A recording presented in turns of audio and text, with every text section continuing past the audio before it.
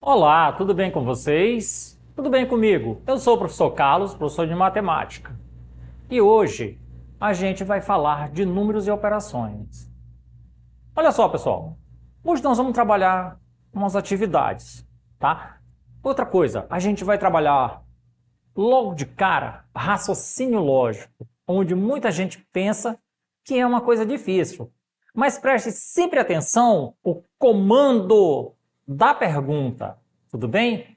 Que às vezes a gente lê uma questão várias vezes. Uma questão que você para ler em questão de fração, aí você passa 2, 3, 4 minutos, lê ela várias vezes e não entende. Tudo bem? Então vamos lá. Olha só. A tabela é questão 12 do livro 1, primeiro ano, a prova Enem, página 17. Diz a questão. A tabela a seguir mostra um consumo diário de 3 medicamentos em um grande hospital e a situação do estoque desse medicamento na farmácia do hospital no dia 24 de março, segunda-feira. Então, olha aí, nós temos aí o medicamento A, o medicamento B e o medicamento C. Tudo bem? O consumo diários, 120, 60 e 150 caixas, né? E o estoque no dia 24 de março. Então, nós temos aí as ferramentas. Tudo bem? Olhando bem, a gente vai ver agora o que pede. Para repor os estoques, o farmacêutico deverá obedecer às seguintes normas administrativas. Primeiro, o pedido dos 3 medicamentos deve ser feito ao mesmo tempo, pois eles serão entregues pelo mesmo fornecedor. O pedido deve ser feito em dia útil. A entrega é sempre feita 5 dias úteis após o pedido, podendo-se dispor do medicamento apenas no dia seguinte. Considera-se dias úteis o primeiro dia, segunda-feira, no caso, né? Até sexta-feira. Não há feriados próximos à semana. O estoque indicado na tabela inclui os medicamentos que serão usados em 24 de março. O setor de compras do hospital informou que faria um pedido para a reposição do estoque no dia 2 de abril. Então, olha aí, pessoal. O medicamento só vai dar até o dia 24, certo? E a reposição do estoque vai para o dia 2 de abril. O responsável pelo estoque, entretanto, argumentou que, para que não faltasse os medicamentos no hospital, o pedido de reposição deveria ser feito no dia. Então, olha só, presta bem atenção à situação. Você tem que pedir, o medicamento só vai dar até o dia 24, porém, se a gente não prestar muita atenção nessa questão, a gente fica um pouco confuso. Mas presta bem atenção aonde diz lá o último ponto, parágrafo.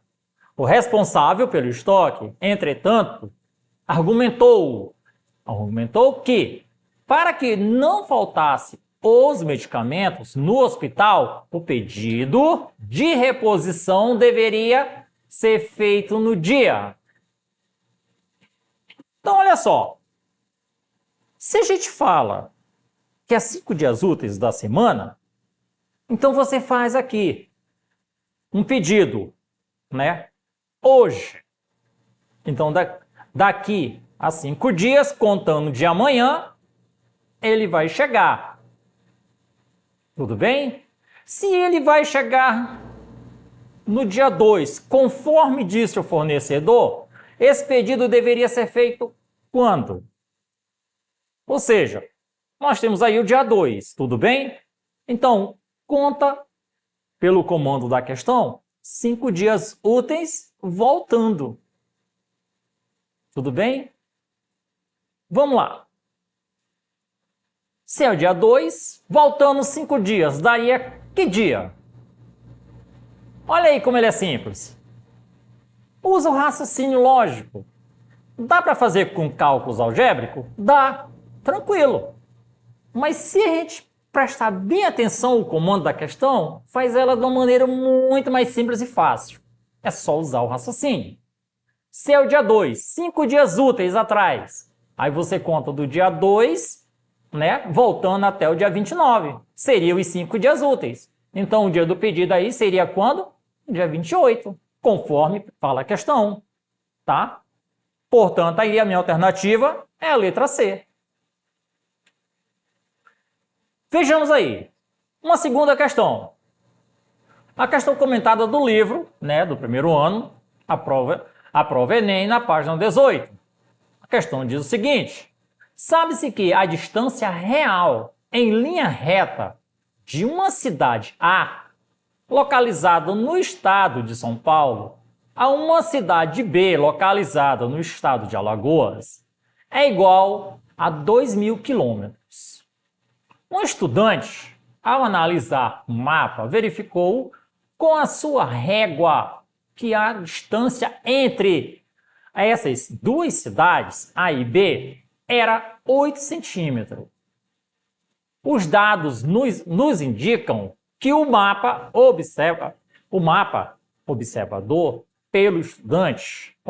pelo estudante está na escala de, né? Então, se a gente prestar muita atenção ao mapa, nós temos que estar sempre observando ele. Então, aí não tem uma dificuldade. Nós temos que prestar sempre atenção na régua, porque na régua tem uma escala, tá? A gente põe ali, bota no mapazinho, médio na régua, se der 5 centímetros, se der 8, der 12.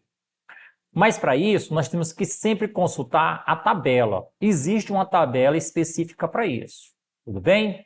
Então, a gente vai ver lá na questão e vou mostrar ela passo a passo. Tudo bem? Então, vamos lá. Observa aí. O mapa observado pelo estudante está na escala de 8 centímetros dividido para 2.000 quilômetros. Ou seja, eu teria aí que transformar 2.000 quilômetros em centímetros. Tudo bem? O que daria 200.000 centímetros. E aí, o que é que eu faço? Simplifico 8 e o 200. Eu simplifico 8 por 8 e o 200 por 8. 8 por 8 dá 1. 200 por 8 dá 25, ou seja, 25.000. Portanto, aí a nossa alternativa é a letra E. Mas para a gente ver isso aí, se está correto ou não, vamos dar uma olhada aqui na escala. Olha só, no primeiro momento ele vai dizer o quê? Eu tenho uma escala aí de 2.000 quilômetros. O que é que eu quero fazer? Observe, pessoal, da esquerda para a direita. Eu tenho 2.000, eu quero chegar onde? Em centímetros. Então, ali, olha, vai ter a complementação, tá? Então, ali eu vou multiplicar, ó, 1 vezes 100, ou seja, ele vai dar 100.000. E esse 100.000 é o que eu vou multiplicar, tá? Multiplicar os 2.000 quilômetros que eu tenho por 100.000, que vai dar o resultado total. É uma multiplicação. Porém, se você não quiser fazer essa multiplicação, vai nas casas, tá? Porque nessa régua aí, você não tem número, acrescenta os números zeros. Perfeito. Você acha a resposta automática. Questão 6 do livro 1, a prova Enem, página 23. Diz o seguinte: o suco de laranja produzido e embalado por uma indústria é originário das frutas colhidas em um três fazendas A, B e C, que respondem, respectivamente, por 40%, 25% e 35% das frutas compradas pela indústria. O controle de qualidade dessa indústria avalia a qualidade das frutas adquirida e despreza 3% das frutas oriundas da fazenda A, 2% oriundas da fazenda B e 4% das oriundas da fazenda C. O percentual de laranjas desprezada pelo controle de qualidade da indústria é igual a quanto? Ou seja, quando a gente vê, pessoal, que ele está falando de despreza, é porque tem frutas com algum problema. Tudo bem? Então elas são tiradas dali, naquele momento, são separadas. No caso, a questão, ela vai falar, ela despreza. Mas no momento ela está falando, está separando, está tirando dali. Tudo bem? Então vamos lá. Observe como ela é fácil.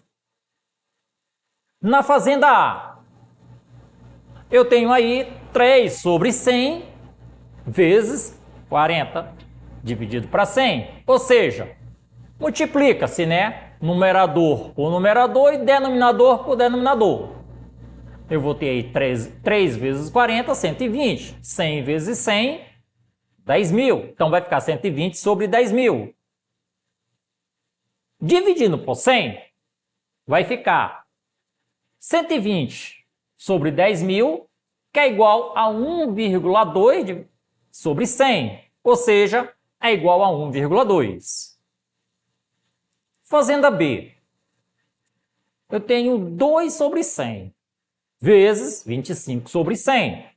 Multiplicamos os numeradores de novo, né? Vai dar 2 vezes 25, 50 e 100 vezes 100. Dividindo tudo por 100, nós vamos ter 50 sobre 10 mil, né? Aí nós vamos fazer lá a divisão. Vai dar 0,5 sobre 100. E 0,5 sobre 100 é igual a 0,5. Está ali, ó. Na fazenda C, nós temos aí 4 sobre 100. Lembrando que sempre, pessoal, 4 sobre 100, 2 sobre 100, 3 sobre 100 é a porcentagem descartada, certo? Então nós vamos ter aí, ó, 4 sobre 100 vezes 35 sobre 100. 35 vezes 4, 140. Multiplicando o denominador, 100 vezes 100, 10 mil. Dividindo tudo por 100, nós vamos ter aí 140 sobre 10 mil. Que vai dar o quê? 1,4 sobre 100. Então aí a gente já tem a primeira parte. A soma das porcentagens, que é o resultado que a gente achou, nós vamos fazer o quê? Primeiro, quem foi? 1,2% mais 0,5%, né? E mais 1,4%, que é igual a 3,1%. Portanto, a fábrica separou ali, ó, tá? As frutas, ó, despreza 3,1% das laranjas. Portanto, a nossa alternativa correta aí é a letra B. Vejamos mais uma questão comentada. Ela está no livro do primeiro ano, a prova Enem, página 20.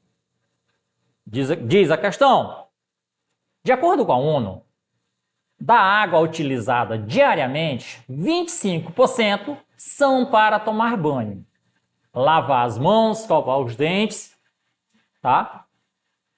E 33% são utilizados em descarga do banheiro. 27% são para cozinhar e beber. 15% são para as demais atividades. No Brasil, o consumo de água por pessoa chega, em média, a 200 litros por dia.